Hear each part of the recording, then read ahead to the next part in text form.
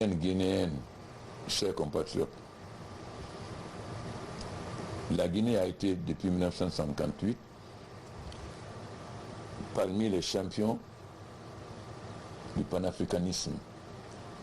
Nous savons les sacrifices que notre peuple a consentis pour soutenir les mouvements de libération.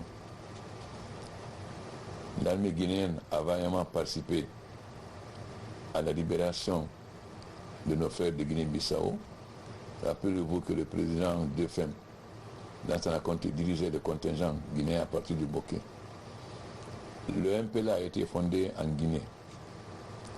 Le président Mandela et son frère Mbeki ont eu un entraînement militaire à Kindia.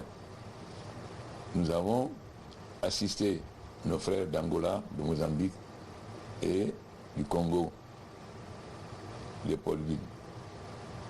Donc, c'est par responsabilité nationale et sous-régionale que nous avons accepté un report léger de la date des élections. Ce n'est ni une capitulation, ni une reculade, mais la fidélité à ce qu'est de la Guinée hier, qu'elle est aujourd'hui, qu'elle sera demain. N'oubliez pas que dans la nouvelle constitution, nous avons dit, nous avons écrit que la Guinée est prête à se fondre dans un ensemble plus vaste.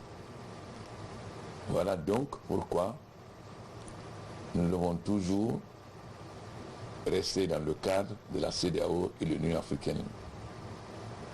Bien sûr, c'est un bon jubilé en disant ça de la capitulation.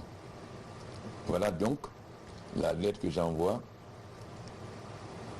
au président en exercice de la CEDEAO.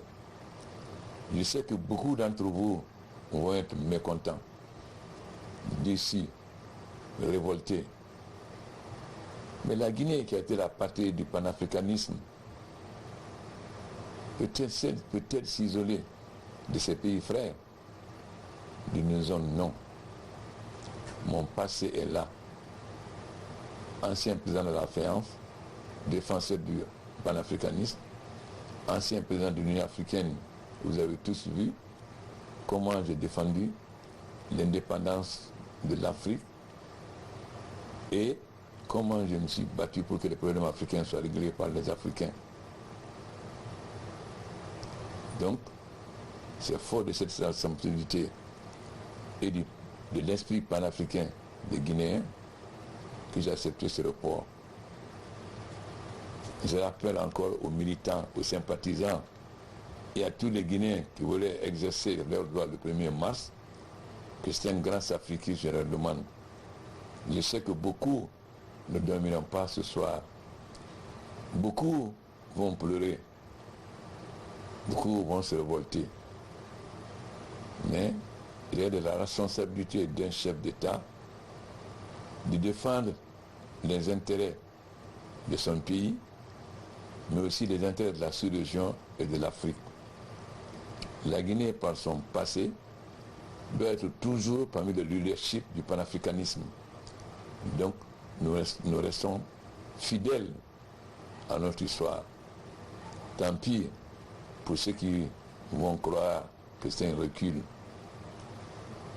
L'avenir démontrera que nous sortirons grandis de cette épreuve et que le peuple de Guinée exprimera librement son choix à travers le référendum et choisira librement ses députés.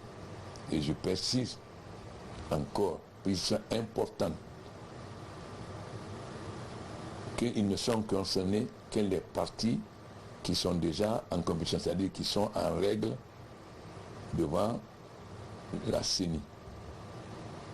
Je précise très bien. Cela ne concerne que les partis déjà engagés dans la compétition électorale. Merci, chers compatriotes.